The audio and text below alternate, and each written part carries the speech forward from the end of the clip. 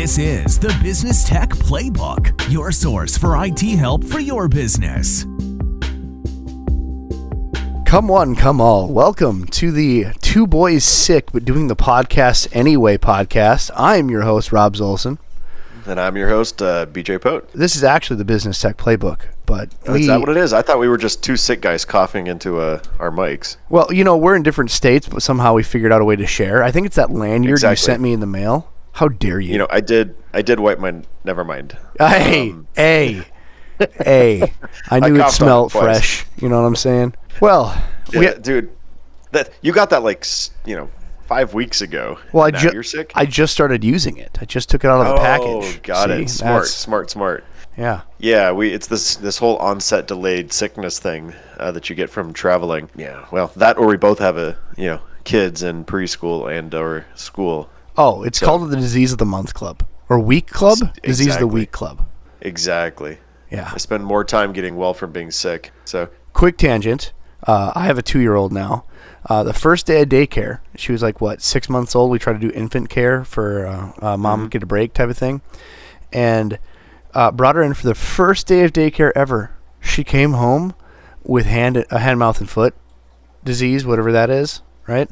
Never heard of it in my life, never seen it in my life. And my kid is covered in what can be only described as some sort of, medieval bubonic plague. And I'm like, you poor child, I'm never letting you go to daycare again. And I don't know what to do. And, of course, my wife, she's like, oh, it'll be fine. She got it on her hands. She got it on her, a little bit on her face and feet. But it was kind of mild and just itchy to her, and she just moved on. She was just out of work for a little bit. Me, I had it covering nearly everything. It was in my mouth. It was in my ears. My entire feet were covered, and, the Disease of the Month Club's a real thing, and it's just been downhill from there. I am now going to give up. I'm going to get mumps in 2 weeks. So it's good that I work from home. It's been nice knowing you, Robbie. Yeah, it's good that I work from home. So thank you for this wonderful opportunity here at eTop. Oh, goodness. Oh, that's awful. Bad luck, man. It's just bad luck. That's bad luck right there. I've managed to, knock on wood, mostly just get the basics, the cold, the cough. The cold, flu. Well, and so the fun part is I have a almost 4-year-old. He was born May of 2020. So he didn't know the world existed for the first year of his life. He didn't basically leave the house for probably 10 months because it was the peak of COVID effectively. We didn't know if the world was going to end, was the population going to be reduced by half, that kind of thing. And so he basically didn't get sick for we didn't get sick for those 2 years after that. It was amazing. But then when he started getting sick, that part was amazing. But then once he started getting sick, he was sick every other week for almost a year because he just didn't have any immunities built up from getting stuff kind of naturally over the first 2 years of his life. Well, and so now he's almost 4, and we're finally back into the point where he gets sick more than he probably should, but it's he's finally, you can see the immunities have finally built up, but then, now they're in preschool and first grade. And so you still get my daughter gets sick half as much as my son, but she also had kind of those first 2 years, a lot more exposure just to kind of the world. Right. And so as a result, it's an interesting, two kids in the same family, how much that one event changed the kids' lives a little bit.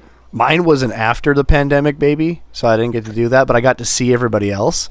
So being in rural America, there was people that just ignored all the suggestions and laws and then just continued living life. And all those kids, they continued doing their private daycares, private schools, the whole thing. Mm-hmm. And all those kids got the normal sicknesses and moved on and had the normal resistances to stuff.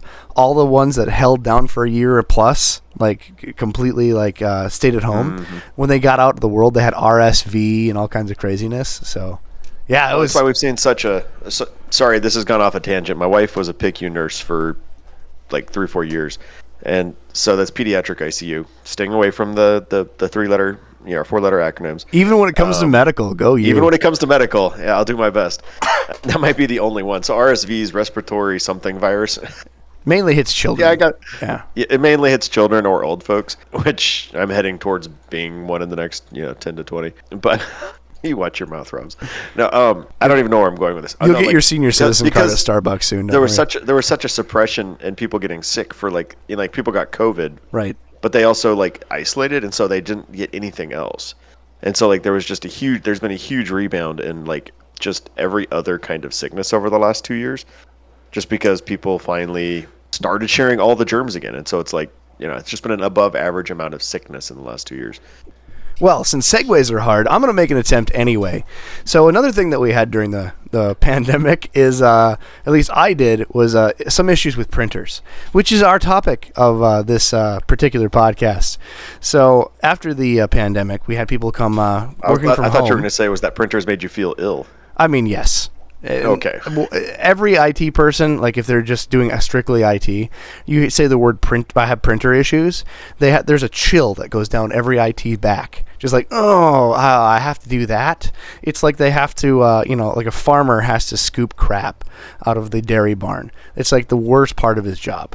So there's literally something that happened in I think it was late 2019, early 2020, called Print Nightmare. It was a driver update from Microsoft that basically broke all the print drivers. All of them. And literally it was called Print Nightmare because if you didn't do it, it basically, there was I think a CVE 9, so that's the critical vulnerability tool that we track. So it was a very high 9.9, which is pretty close to as high as you can get on a scale of 10. One of the most open vulnerabilities that you needed to patch your stuff immediately, and then when you did, it took down all printing. It basically broke all printers. Yeah, so it's either do you want your stuff wide open, or do you want to not print? And people had some hard decisions to make. And IT people had to fight business people. I need to print. I need you not to get hacked. And it was this big argument for a couple days before they got it patched. But anyways, right after COVID, I had a wonderful issue. A lot of my business firms left the office and left printers alone. The big multi-function printers, the big office shared printers, the copiers and whatnot, were more or less fine. All of the little printers, what we call inkjet printers, that were in some of the small business offices, and these were generally ones that they purchased on their own. Most of the inkjet printers you can purchase, generally we try not to get these for businesses for this particular reason.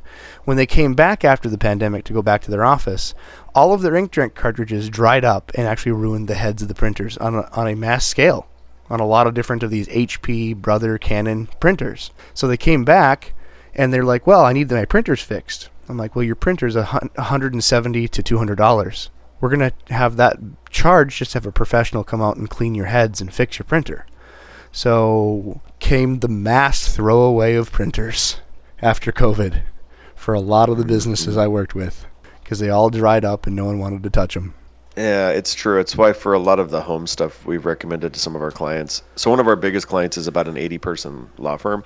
And so as everyone knows, law firms love to print paper. We managed to help them be almost completely paperless, as any law firm can be. But we ended up doing the little desktop laser printers, those little HP, I think 2000s or something. Those things were pretty bulletproof for what they were. And you could get several thousand pages per cartridge. It was pretty impressive little units, actually. So they don't dry up the same way. Yeah, what we'd like to do is just take this podcast and go over a little tips and tricks on how to make printing suck less and what you should be doing and shouldn't be doing in the printing world. And no matter what, especially for IT people, printing is always going to be a bit of a struggle. It's not our favorite topic to deal with. It's a lot of the drudge because printers are troublesome. We try to stay in the digital world and eliminate paper. But then people still need paper to make their life go round. And so here's the rule of thumb. Anytime you can have a user error, there's going to be error. That's the rule of thumb. We're not going to pick on people. People are people. But anytime that you can have user error, that's where you're going to have it. In software, you can write things where people can't click in certain areas, and you can define areas and how people can use software. In hardware, you can put some paper in the wrong spot. You can jam a lid. You can press the wrong button. You can unplug a device. There's nothing that takes a IT person and stops someone from misusing something, even though it's extremely intuitive. So printers. It's astonished me some of the things I've seen on printers over the years. You'd be amazed at how you can insert a toner cartridge or inkjet cartridge. It's really wild how poorly people can install some of these things. Just a couple scenarios, just to show the human error on the stuff that we've done with. When you add paper, simple paper to a tray in a printer, that should be an easy task. I know BJ and I have probably been to a house call where they can't figure out the printer, and it's a expensive printer. Go in there, and they found out that you never took the plastic off the paper ream. I haven't seen that one before. I've had that a couple times. I just That's shoved it in crazy. there, and they expected the printer to know how to open it. So probably the most common thing that I saw, like with printers, the paper path is exceptionally important, right? Like, so paper moves through the machine. So like that initial entry point on the paper path is exceptionally important. So obviously you can't have it wrapped in plastic still. Like that's a biggie. But like you need the sides to be tight and the back to be tight. So that way it has something to push against, because those little rollers, you're basically taking those little rubber rollers inside the paper, inside the printer, are taking paper from sitting still to moving fast enough through the machine that it can print it effectively. Like there's a lot of, it's a pretty precise machine when you really consider what it's doing.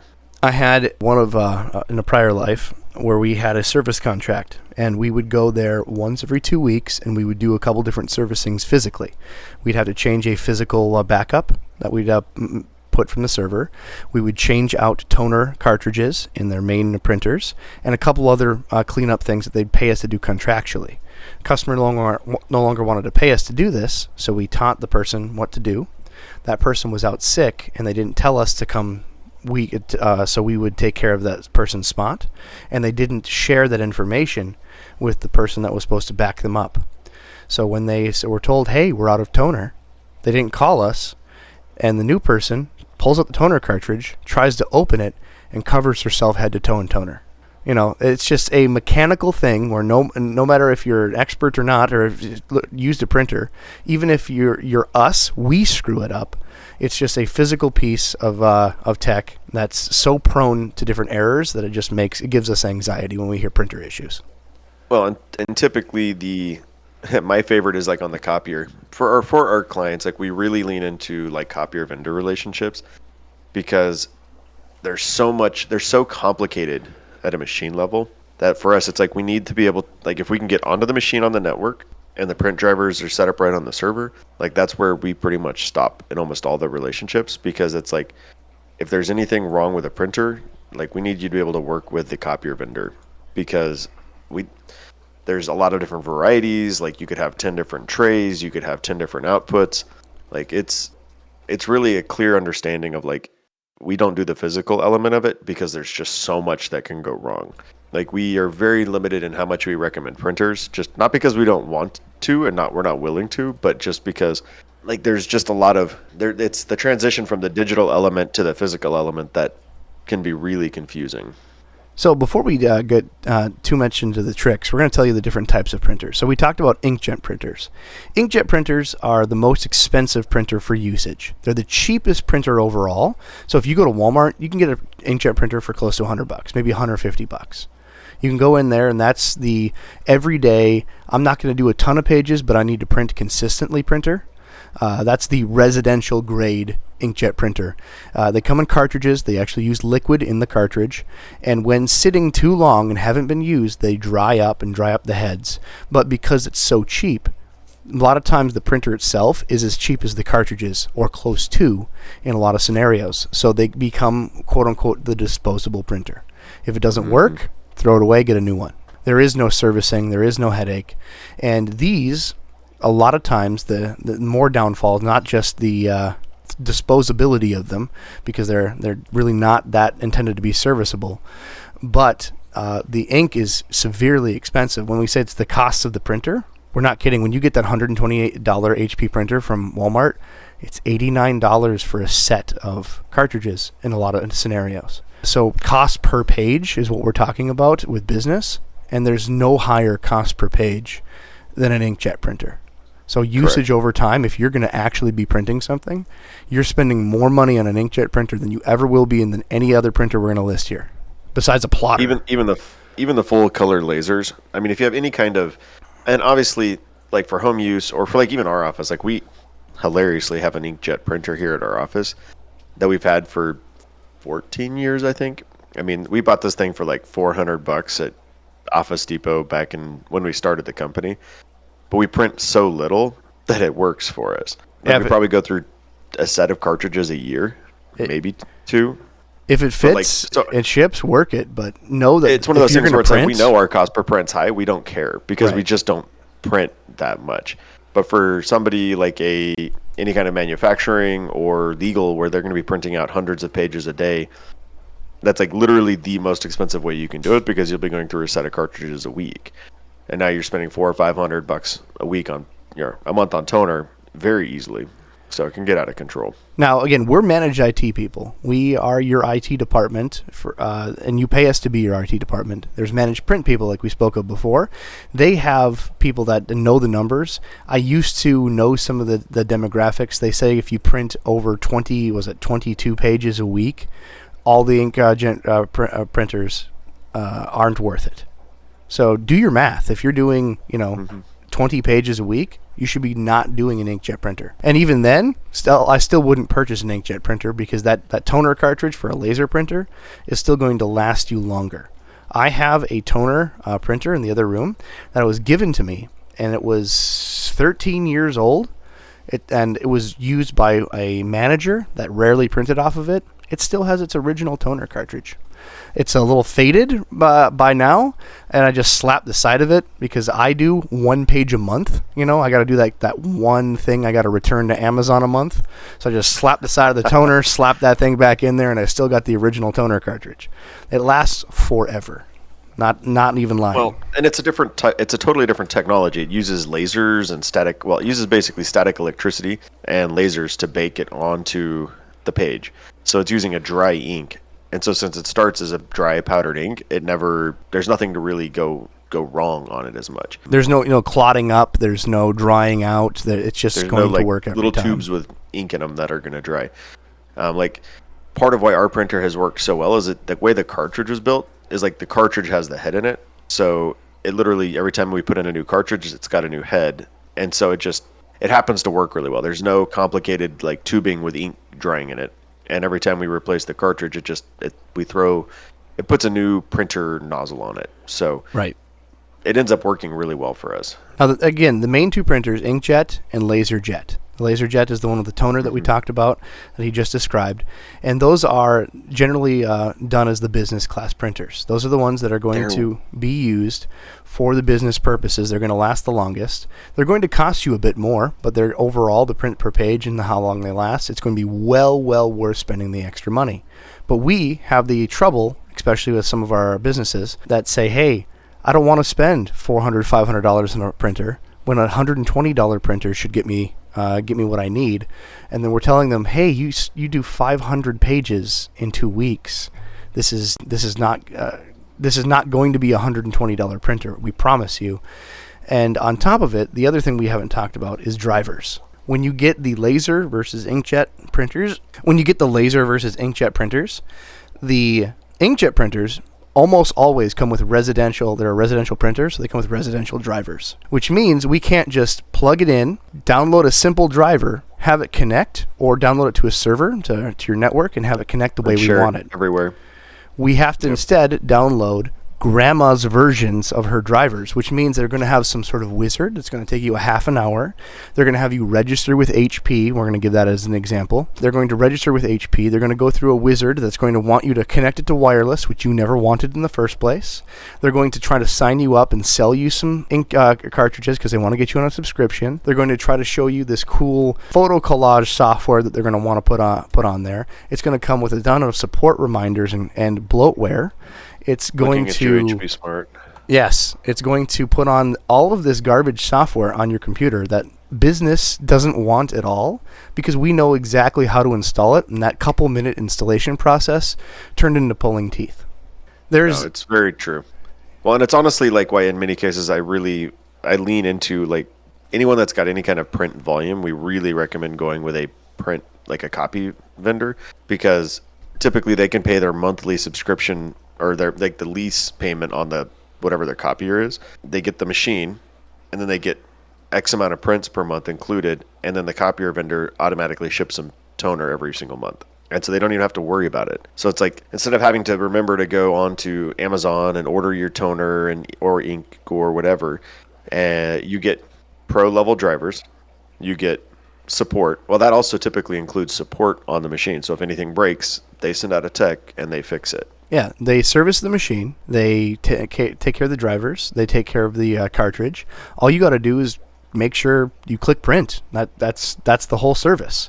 So you don't have to worry about any of it. And then when your printer gets out of service warranty, they're already either calling you saying we want to renew, because that was part of your commitment and contract, and then we'll just get you a new one, or it's already a part of your automatic renewal service where they just bring out a new one, and then it's like, oh, I completely forgot, I'm getting a new printer. Fantastic. Exactly. Well, and so it takes kind of the brain having to think about it, and it simplifies the amount of pieces in your brain that you have to worry about. And so, like in this case, we know the copier vendors and the equipment IDs of almost every single one of our clients, and so as a result, like if we're having a problem with a driver or something not working, like on the network side, great, we can just call them and we'll take care of it with them. If we don't typically deal with the physical side of it, but like that physical side, then your employee can just call and be like, hey, I'm having a problem with ABC 123 copier, and they will walk them through fixing it, or they'll send out a tech to fix it, which in my mind is just, it's such a smart thing to do, because frankly, who wants to deal with it? Have the service taken care of. So now we went through inkjet printer, laser printer. I know it sounds old, but we still have dot matrix printer. So those of us that are a little older on the audience remember the old printers of yesteryear. Speak for yourself, Rubs. That came in a reel. It was a continuous paper feed, and then you'd hear the noises rah, rah, rah, rah, as it printed. Those were a thing of the past. I actually saw one at a client like 3 weeks ago. The part that was amazing is, so their invoices were on the feed, but the checks that they printed, they were a check that had the tractor feed on the side, but it was a standard size check. It was the weirdest thing I'd ever seen. I didn't realize she like literally had a box of checks with tractor feed on them. It was actually really cool. So yeah, the dot matrix printer is a series that puts a head over the paper in a reel, kind of like an old school typewriter, and actually burns in the, you could say, font or type onto it. And these things literally will continue working. The one that was manufactured in 1980 will continue working long after I leave this planet. People still use original ones that from 1980 now. They have to have adapters, and I'm assuming the software is long out of support, but there is now a rise in this technology because no one wants to deal with toner. No one wants to deal with ink. And people still have basic printing needs, and they are finding new ways to have old technology work for them because this is just a cool way of printing. So now there's an uptick in these things for, like you said, checks and simple prints. As funny as it sounds, a lot of it is because of the triplicate ability of these things. Because they actually have an impact head that goes through ink, so it can apply either ink or it can do like the impact-based printing, I believe. Like a carbon paper. Like a carbon papers. So in some senses, like that triplicate is a very effective way because they can print once and then they separate it. And now they've got all three, like they can have their pages that route different directions based on color. So, the white piece goes into my file, the pink piece is the bill of lading and it goes out onto the warehouse floor, and the yellow piece gets shipped to the client as an invoice. So they can have one print do all three things and they don't have to print it out 3 times. Yeah, so the main the 3 ways that these dot matrix printers work is they all have the head that pushes a pin down and uses the dots to actually not puncture but press into the paper. So they either use the carbon, they use an ink-soaked ribbon cloth that you put into these machines, or some have a burning element with a special paper. So this is having a resurgence. Yeah, those are a special old variety. They were cut like a thermal paper. And then there was an old variety that actually disappeared that should have, but it was interesting. Do you have a moment? Well, this is the podcast to have a moment. It was a wax printer. I think it was Xerox it was one of the original color wax printers. Like this thing, it was called the Color Cube. That's what it was. You would put these, do they still make them? Go on. Yeah, no longer sold. Okay.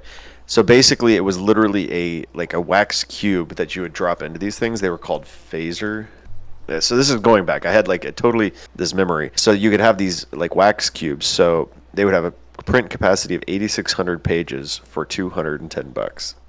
It was actually not a bad deal when you look at it.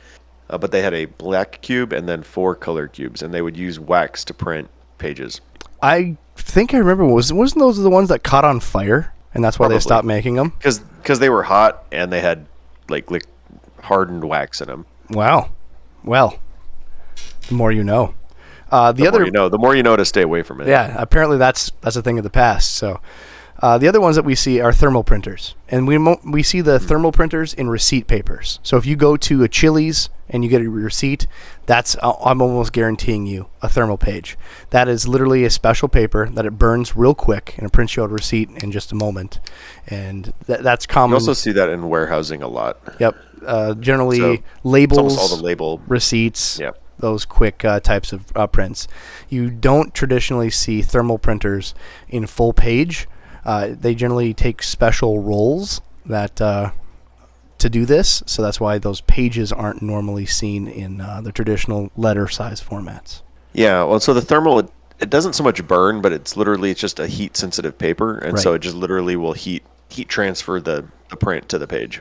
Yep. Which is also why you don't want to leave them out in the sun, because you leave them outside in the heat, Southern California heat, and the labels start to go brown really fast. I was gonna say that must happen at your place, because I don't think because that's it ever gets- happened here. Yeah, well, it's not something that happens in like, a day or 2 or 3. So like Amazon Prime's safe shipping me something, or like any of these major ones. But man, if you leave those labels like out in the hot garage over summer, you come back the next, at the end of the summer, and they're like browned, and yeah, the heat transfer worked. So those are the normal major form of printers. The only other addition is multifunction printers. So multifunction printers are almost exclusively laser printers. They have the toner cartridges, but they're able to do a lot more. These are the ones that have the higher capabilities. So they're able to fold papers, put staples in papers. They're able to categorize to different drawers. They're able to handle more sheets of different size papers. They're able to do all different types of business class stuff, and you can get this from a small desktop variety to ones that could fill a room and you can click print and they will make you a booklet out to the other end. It's very impressive what some of these multifunction printers can do.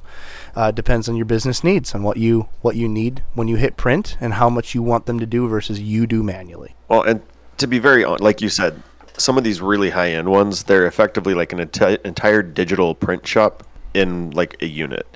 So this is how a lot of Amazon authors are doing things. So Amazon has these really big like production printers effectively, and you can print out, it'll send in, here's the thing, it'll do the cover, it'll do the entire inside, it'll bind it and spit it out the other side. So it'll basically build an entire paperback book in 30 seconds.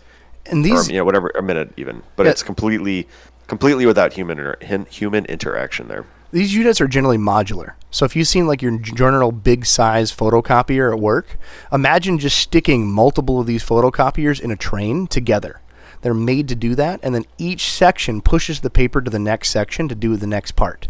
You need to fold here, you need a staple here, you need it to go together here, and it just continues going down the train until it's finally done and pops out at the end. It's very impressive. They're amazing. Yes. Yeah, they're really an entire assembly line inside of a printer, which again goes back to like how complicated some of these units are. I mean, there's hundreds and thousands of pieces in these things, and lots of extremely fast-moving, delicate things. The last asterisk on these printers is a new trend that isn't that new, but resurging and is really common right now, especially in the residential world. And that I want people to know that is not a business class printer, is what they call either tank or super tank printers. These are just inkjet printers. Instead of you having a cartridge that's pre-filled with fluid, you instead try to save money, quote unquote, by having these reservoirs where you just take a bottle of ink and fill your own ink into these reservoirs. These are good and bad. If you're doing prints at home and you go through a lot of ink for your inkjet printer, it can work for you. They are a lot cheaper. Yep, they're a lot cheaper. On the ink side. on the ink side. However, maintenance-wise, these are a lot more of a nightmare. People generally don't buy the correct ink for them. They clog continually. When they pop the cap open, dust and debris get in the reservoirs, and they're not changing out the reservoirs and heads. So after the first few uses, they get clogged a lot faster than just throwing the cartridge away. As far as maintenance goes, these things don't seem to last near the cartridge lasting, unless you're using them legitimately all the time. I haven't seen those enough to really have an opinion on them. I've heard that they are a lot cheaper to operate. So like the actual printer cost is higher, but the operational cost is lower. But that being said, I haven't had enough personal experience to really form an opinion. I've had a bunch of them pop up through my family. Even my mother is a big inkjet fan and won't listen to me about laser. And she went through 6 of these and got mad because HP just stopped warranting them because hers kept clogging. Just not fun. If you're not going to use them and you're going to let them sit, just not a good thing to do. Right. Well, at the end of the day, it's a big part of why we really do lean into for small personal lasers for clients, or honestly, Brother printers have been pretty good. From a personal MF multifunction type printer. Yeah, we're not sponsored. This is just our opinions that we've seen from small printers. Is Brother backs a lot of their stuff for the small printers. Otherwise, if you're going to do the bigger printers, I know BJ and I are both fans of Kyocera. No printer's perfect, and all printers suck. We're going to be the first person to tell you that. But those are the ones that we've had better success with for sure. They suck the least. We'll leave it at that. No, realistically, like Robbie said, I really do like the Kyocera brand. They have a number of different sizes. They have a really good multifunction printer. We had a client where they ended up buying one for every single desk because it had a scanner in it, or scanner, copier, and the laser printer all in one unit. And it was those things were just reliable. They were going through 100,000 pages a month per person, and it worked great for them. So not an exaggeration. They're just a lot of paper heavy people. Yeah. They ingest all their work via paper. Well, and they have to. So that was actually a client that predated you. Oh, never mind. Yeah, no, this was a client that predated you that basically they did heavy load permitting. Oh. And so they had to generate paper packets for every single load that they would then mail to the truckers. So if you ever saw a jet being transported down the road, these guys probably permitted it. Wow. It was pretty cool. Now, the easy tips of how to manage it. Number 1, when you get a printer, even if it's one of these residential printers, try to find the business drivers or what we call generic drivers. If you go to an HP website, Brother website, most of the time, or at least some of the time, HP's now been removing them. You'll find the generic or business drivers. Those have none of the bloatware that we talked about, none of the wizard tools to set it up that grandma would require to walk them through. Instead, you just install it. They're clean. They have none of the bloatware in them. Look for those drivers. And then 2, when installing this, generally speaking, printers aren't used by just one person. If it is, great, but still consider installing it to one central location. If you have a server, that's the location you want to do it. If generally we have a file server, we're going to use the file server as the share for the printers. All printers are going to be shared off of the one server, and that's going to be our printer library that everybody installs their printer off of. That way we don't have to re-download drivers for every single machine. We don't have to update the drivers for every single machine. We can instead just have one centralized location where this is installed on and maintained from. Well, and there are some really good driverless, or not driverless, they're really good serverless print deployment tools. We happen to use Printer Logic relatively regularly because we can deploy printers to groups and to areas, all without having to manually deploy them. The other elements to consider there are if you do need a personal computer for a home user, please make sure to give them a USB cable, because you're going to have a lot less headaches than trying to get them to connect it to their home Wi-Fi. In fact, we will only support personal computers or personal printers over USB because it's just too much of a headache trying to get them to, because now we're adding in all of these complicated elements. It changes. We need it to be hardwired, and it needs to be USB, or it needs to be Ethernet. It's just going to be 10 times more reliable. So another one, you said Printer Logic. Another common one that I've used is PaperCut. That's one that you have to pay for. It's for bigger business. That gives you more management tools to manage how many pages people are allotted, and also controls access. So if you want only certain people printing, that would give you keys of the kingdom type management as well. So then people would walk up to the printer, they would type in their PIN number, and then they could print. Type of a system. Or release their prints would be the better way of putting that. No, absolutely. Things to try to check into also is if you have a printer on the network, like you already plugged it to an Ethernet cable, or you already know it's got connected to the wireless, instead of going to the manufacturer's website and downloading the driver, you can first go to your Windows settings and then search for the printer. If you're not sharing it off of a server or using Printer Logic, using this function can actually see and check the network for the printer and then use Windows to automatically install the driver for you. A lot of times that can get you through quick, easy, and then not have more bloatware on your computer. Exactly. Can I suggest your Lord and Savior a PDF editor? So that way you don't have to print anything. I'm joking. No. You're correct. Most people think that they have to print something to save a copy of something like an email. Print a PDF is your friend. Print a PDF is amazing. Well, we take it for I granted. actually saw a workflow where somebody printed out 8,000 pages, so that way it was a workers' comp attorney that we were as a prospect. They literally were printing out 8,000 pages because it was quicker and easier for them to strip out all of the duplicate pages, because the opposing counsel would just send them like tons and tons of duplicate data. So they were literally printing out every single page in the packet and then resorting it so that way the order set worked for them, and then throwing everything away that they didn't need and then rescanning it in. And I'm just like, what? But it actually was one of those things where it's like the actual workflow was faster because they can like touch the pages. That's probably one of the rare occasions where it would be faster. But yeah, we wouldn't believe how many times we've taken it for granted where people didn't even recognize that they had the print to PDF function. People would be in business for 30 years. We would consider them a IT expert, actually. They wouldn't be an IT role, but they would be a subject matter expert in softwares in their company. They would be leaders in training on different technology in their company.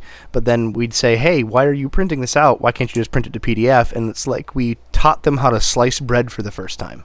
Printing to PDF, and like, you mean I don't have to print 10,000 pages a month? And once I showed somebody the extraction and like document rearranging tools inside of like Power PDF or Adobe Acrobat Pro, it's pretty wild. You can do a ton. For sure. But this is me running out of things to say about printers other than printers. No. Last note that I have that people would see is the necessary need for plotters. Just in case you have questions out there on plotters. Plotters are the banner printers, essentially. They're the ones that are huge, wide format. You either print the big blueprints for construction, you print the big banners for your birthday party, your business events. Those are the big marketing printers. And there is nothing special that we would have for those. Generally, it's just manufacturer recommendations. There's only a handful of vendors that make those plotter printers. Traditionally, we see HP is the name of the game on those. If you're using those, you already know they're expensive and you're extremely hesitant to ever click print on those deals. Well, and you know you need it. But it's a reason, like it's a specific need. And we have a number of like contractor type clients that have plotters, but again, they're very, a print might be $30 a page kind of thing. Mm-hmm. But just because they're so wide, so big, very specific types of print, the maintenance is expensive. These are definitely things that I recommend having a maintenance contract on, simply because like I guarantee we won't touch it. Like that's just not we'll make sure that it's got internet. Yeah, we'll install it. You can print to it. Like we'll do the digital side of it, but that's a hard pass on. Yeah. We'll install it. We'll make sure it's connected to the computer, but that definitely we like to see a service contract on for the complications of that and the expense. The only thing that I would like to add for the plotters that I seem to get always forgotten, I've seen a few times in my career where no one covers them, and this is a huge downfall in my opinion. HP says you don't have to, but I can't tell you how many times a person in the middle of the night that was doing maintenance cleanup dropped was vacuuming and flung a small piece or a rock from the carpet into the plotter printer and ruined your multi-$1,000 machine. So when you're done with it, put a cover over it. Even if it's you want to purchase a decorative bed sheet, something to cover it for the entrance of those plotter heads. I have seen little objects in the office just from a cleaning lady break these in the past. And they'll pull it up and they're like, oh, it's a piece of a Lego. Some kid was walking in there and just shoved it in the crevice. Your face I can when I literally said say this. I've never seen that. Three times. Three times. Well, you Three just times happen in my to find career. where the kids and their Legos existed at the same place as a plotter. One time was a Lego. The other 2 times was debris from the maintenance person. I can literally say I've never seen that, but top tip here, folks. Top tip. Yeah, I mean, they're multi-$1,000 units. Don't let stuff fall into them. That's the agree only with, thing but- I can say. Or just put it in a closed room, where no one has access behind a locked door. That could work, Right. Haven't seen anybody screw it up when it's in a closet, Right. Exactly. I love your face. Well, next tired. episode we're going to do It's been a 3D long printers. Just kidding. What? As the next episode we'll do 3D printers. No, I'm Yeah. just Right. kidding. Oh, great. Yeah. We'll get Brandon on here for that one. Yeah. I will run away. I don't even like 3D printers just because there's printers in their name. Last before we leave, I want to thank you for listening. Share this with a friend. And my own personal vendetta, I just want to say die HP Smart Software. Just want to put that out there. I can get behind that. It is, and if you've made it this far, like and subscribe because you obviously are patient and tolerant of printers. Yeah, HP Smart Software is the Die bane in of my fire. existence. Agreed. All right. Well, on that bombshell, I'll get the tattoo on my leg. Here we go. die HP Smart. Die If you HP come to the Smart. office, I'll pay for it. Hey, there is a tattoo parlor right next to There's the a shop. tattoo shop right next to our office. Like there's a hair salon, a tattoo shop, and an IT company. I feel like that's the start of a joke, but We all sat in a bar and be like, "How was your day?" you're right. Users, am I right? Till the next time. See you later.